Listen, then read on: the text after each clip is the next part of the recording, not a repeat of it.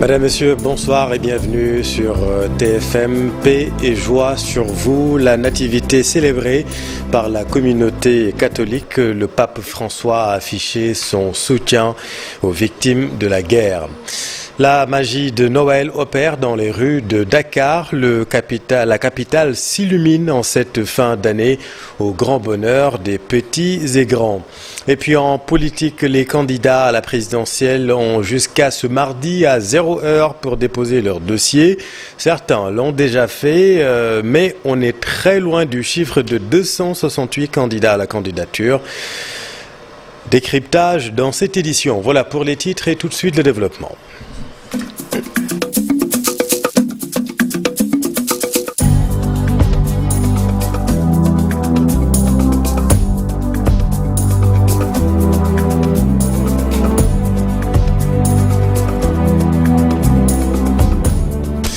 Bonsoir à tous. Joyeux Noël, la nativité célébrée par la communauté catholique. Tous ont prié pour la paix et la concorde au Sénégal. Reportage à la paroisse Immaculée des Parcelles Assainies à Dakar. Mambiram Diouf, Amadouba. L'Église a fait le plein des moments intenses de dévotion, l'esprit et le sens de Noël rappelés par le curé de la paroisse Marie Immaculée des Parcelles Assainies, qui revient également sur le message de paix et d'engagement délivré à l'occasion. Le message de Noël est un message de paix. Nous avons accueilli le prince de la paix qui vient demeurer chez nous. Et le message de Noël dans un contexte paroissial est un message d'abord d'engagement. Comment faire naître cette réalité d'enfant de Dieu dans notre vie? Comment l'accoucher? Comment le chrétien peut-il s'interroger aujourd'hui à faire de sa vie une vie engagée qui prend du concret, un sens dans la réalité de ce monde? Comment le chrétien peut-il s'engager en faisant naître sa vie chrétienne dans une société qui a besoin d'elle? Noël fêté dans la paix, la joie, la convivialité. Les fidèles s'en réjouissent. Nous, en tant que chrétiens, en tant que catholiques, nous devons être solidaires entre nous et vraiment préparer notre avenir demain et aussi voir exactement quelles sont les belles choses que nous devons faire par rapport aux prescriptions de la Bible surtout. Et je pense que ce que nous avons célébré aujourd'hui nous montre que vraiment la voie à prendre, c'est la voie du Christ. Le Seigneur, c'est le sauveur du monde. Donc il faut qu'il nous sauve justement de tous les maux que nous sommes en train de vivre en ce moment, dans nos familles, dans notre pays. Nous avons prié pour le Sénégal, surtout en cette période post-électorale, afin que tout se passe bien. Un appel également lancé pour la finition de la construction de la chapelle de l'Unité 6. Cette vie chrétienne, nous la partageons véritablement avec cette réalité de la foi qui aujourd'hui nous associe à l'action. Le Verbe qui s'est fait chair demande aussi que notre foi prenne chair. Dans le contexte paroissial, nous voulons que notre engagement autour du projet de l'Unité 6 prenne une forme dans l'action, dans une participation, afin qu'en pleine synergie, nous puissions arriver à construire le projet de la chapelle à l'Unité 6. Le Sénégal qui s'apprête à tenir l'élection présidentielle de février. Ainsi, ils n'ont pas manqué de faire une invite à la citoyenneté et prier pour que tout se passe dans la paix. Et le pape François a affiché son soutien aux victimes de la guerre en Ukraine comme au Proche-Orient, où ce soir le Premier ministre israélien Benjamin Netanyahu a annoncé l'intensification des combats à Gaza notamment. Cher Diop. Sur KTO, bienvenue également. Plus de 6000 fidèles présents à la basilique Saint-Pierre pour assister à la messe de Noël présidée par Pape François. Dans son discours, il a mis l'accent sur ceux qui souffrent de la guerre actuellement.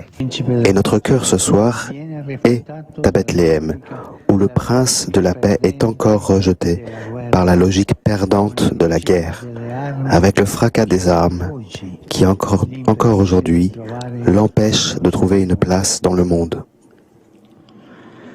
Le recensement de la terre entière, en somme,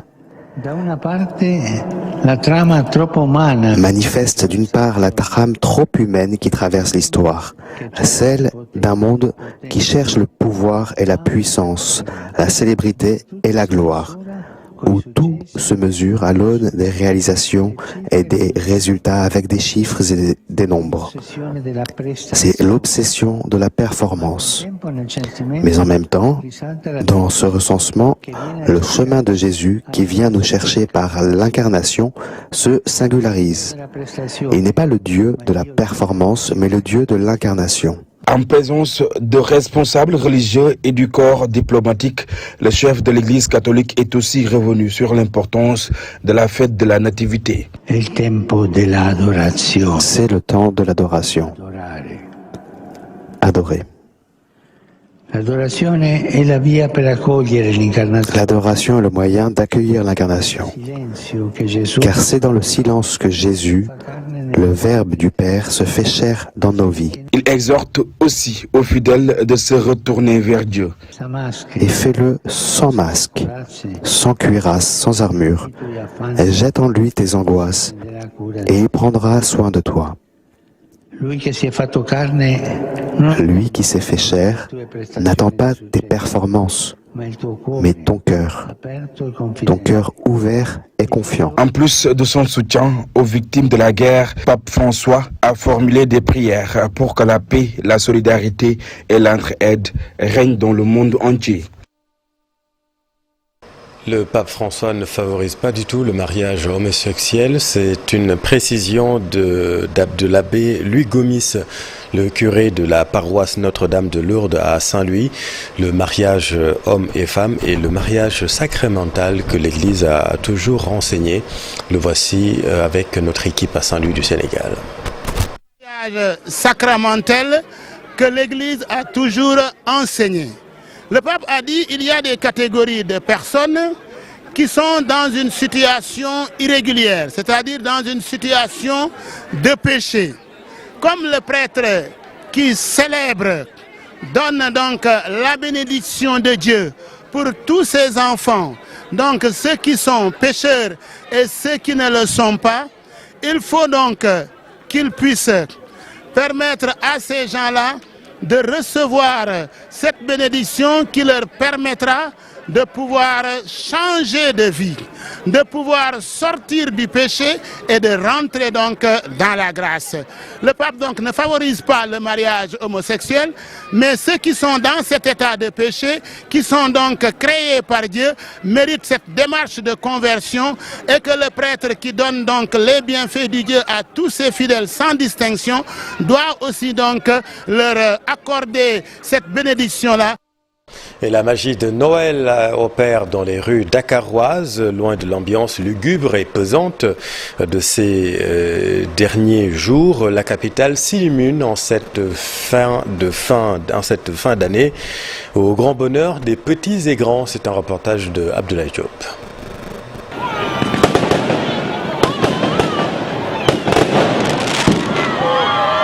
Les bruits de pétards inondent la place de l'Indépendance en ce 24 décembre. Une foule venue de tous horizons se rassemble pour contempler le spectacle avec ses divers feux d'artifice, ses couleurs éclatantes et ses formes variées.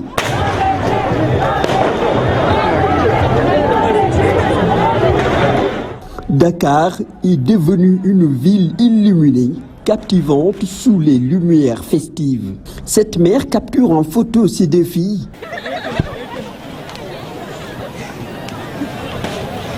Elle manifeste leur amour fraternel. C'est ma soeur, c'est ma petite soeur. Oui, je l'aime trop. Bon, c'est ma soeur et je l'aime de tout mon cœur. Bah, il y a de l'ambiance déjà. C'est beau et c'est vivant aussi. C'est pour ça, on est venu pour se divertir. Donc, c'est pour ça qu'on a choisi cet endroit. Deux autres filles, peu habituées à sortir, profitent de ce cadeau offert par leur père venu en vacances. C'est l'ambiance déjà, avec les décorations, ça attire. Et passer du temps en famille. Non, on n'a pas l'habitude de sortir. Donc, voilà. Ici, il y a même une tour Eiffel. Nous allons bien sûr la visiter. Place de l'Indépendance. I'm from Pakistan. And I want to wish to our Christian community Happy Christmas.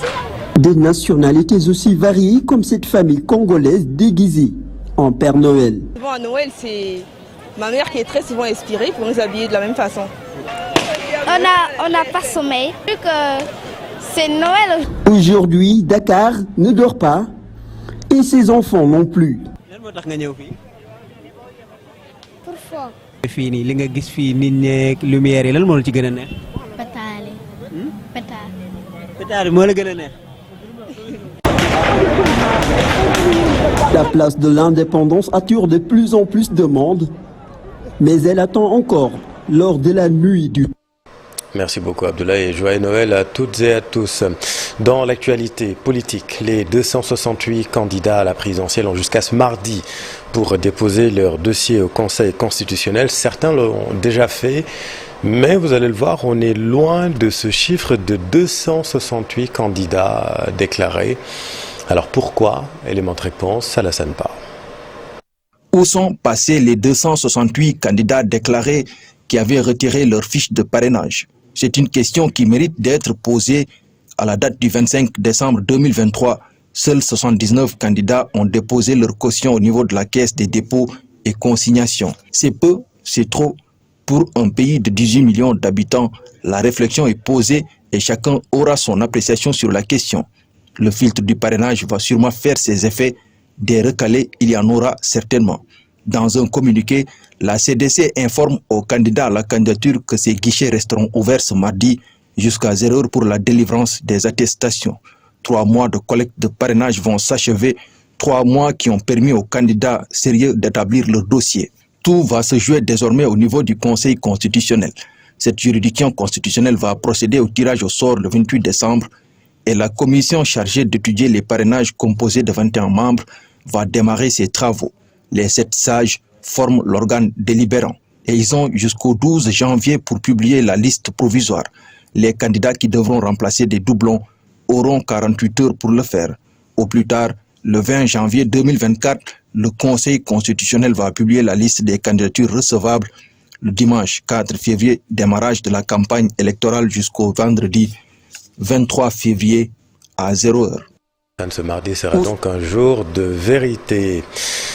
À Fanaï, les populations rejettent toute privatisation de la gestion de l'eau. Selon les populations, la Constitution permet aux citoyens de gérer leurs propres ressources. L'association des usagers du forage de Fanaï interpelle les autorités. C'est un reportage de Ousseynou Diop et Abib Seck. L'association des usagers des forages de Fanaï se sont mobilisés pour exprimer leur désaccord pour toute privatisation de la gestion de l'eau. Selon ces populations, cela risque de freiner les investissements sociaux qui sont faits dans leur localité, mais aussi de priver les jeunes de travail. Le gouvernement sénégalais a joué sur le dilatoire. Même dans les villages où les forages ne marchent pas, les populations se sont levées, ont interpellé les préfets, les sous-préfets et les maires pour que les âgés soient tenus, pour que ces assemblées soient changées. Mais ils ont fait le dilatoire pour dire que le changement que vous vouliez, nous l'avons amené. Mais pas ce changement-là. Nous voulions un changement des acteurs locaux qui administraient les forages, pas reprendre les forages et les remettre à des Français. Ces acteurs ne comptent pas accepter cette décision. Pour eux, la Constitution permet aux communautés de gérer les ressources. Au regard de la Constitution en son article 25 qui confère les ressources au peuple, c'est ce que nous exigeons, c'est ce que nous demandons à ce gouvernement-là, montrer que nous sommes opposés à cette délégation de services et nous allons utiliser tous les moyens légaux pour que nos voix soient entendues. Les populations de Fanaï interpellent les autorités sur la nécessité de leur laisser la gestion des forages. Ces manifestants, la décision de privatiser l'eau risque de plonger les familles et les jeunes dans le désarroi. Forum départemental sur l'agriculture à Bambey, forum pour relever le défi de l'emploi des jeunes à l'initiative de jeunes diplômés de la localité. C'est un reportage de Babacar Diouf et Nongonjaï. Ils sont jeunes diplômés des écoles de formation. Tous originaires de Bambey ont décidé de revenir inciter les jeunes de la localité à l'agriculture. L'emploi des jeunes qui est un problème phare au Sénégal et on a décidé de contourner ce problème-là en insistant, en initiant les jeunes, en les impliquant dans les métiers agricoles. Cela permettra de les occuper, mais aussi de leur éviter le chemin incertain de la migration irrégulière. Le contexte d'actualité où on note une forte immigration clandestine qui est causée principalement par un manque de travail. Et je pense que ce concept Natal Mbaye vient pour contrecarrer ce problème, ce fléau. À l'heure active, l'accompagnement de certains producteurs du département. Depuis le début de la création du concept, on a accompagné plus de 4 agricultures traditionnelles. On les a accompagnés avec tout, sur les semences, tout ce qui est intrant, sur les semences, sur les engrais, sur les suivis et sur les techniques agricoles. Ces jeunes regroupés dans l'association Natal Mbaye sont accompagnés par l'Institut sénégalais de recherche agricole et la financière Mamikaya. Merci Babacar. Dans l'actualité sportive, le stage de formation à la licence B des entraîneurs de football au Sénégal est à la fin du deuxième module à Toubab Djalaw. Une session axée sur la tactique. Écoutons Bassoire Diaby, chargé de la formation à la direction technique nationale. De notre séjour pour le module 2 de la licence B, c'est la suite de ce qu'on avait fait au premier module. C'est un module spécialement axé sur la tactique. Donc ça s'est très bien déroulé. On sait qu'on fait tout pour que les entraîneurs qui officient en Ligue 1 et Ligue 2 puissent travailler du lundi au vendredi, au samedi matin, pour pouvoir regagner les week-ends les équipes et continuer à les entraîner.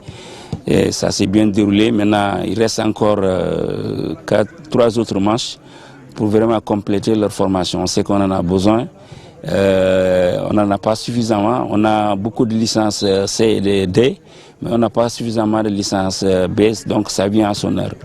Je crois que c'est un stage qui s'est très bien déroulé dans de bonnes conditions.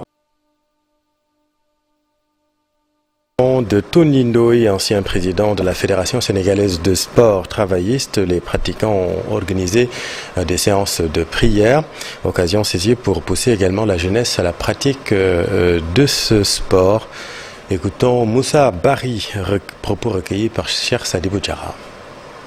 Nous avons eu à organiser une semaine culturelle dédiée à notre doyen et père, Tony Ndoye, qui est nationalement connu et internationalement connu dans le cadre du sport. Dans le cadre du sport traverse de manière générale. Nous avons fait aujourd'hui un match de gala en lui dédiant ce jour en tant qu'amoureux du sport. Ces 3 jours de qui avec sa famille, en collaboration avec les jeunes, les vieux, tous les membres de la cité Bassos. Donc nous avons vu ces temps-ci que les jeunes fuient le Sénégal à travers les pirogues. Donc c'est des moments douloureux qu'on puisse voir des jeunes quitter le pays pour aller vers des lendemains incertains en Europe ou bien quelque part ailleurs. Donc nous invitons aux jeunes de rester chez eux, de faire des efforts, de faire le maximum dans leur pays pour que demain qu'ils puissent bénéficier des retombées du pays. Ce serait mieux que de prendre les pirogues pour aller chavirer quelque part. C'est la fin de cette édition. Merci infiniment de l'avoir suivi. Très joyeux Noël et bonne fête à toute la communauté. Je vous retrouve dans un instant avec le candidat à la présidentielle Al-Hassan Niang pour Soir d'Info. La suite, à tout de suite.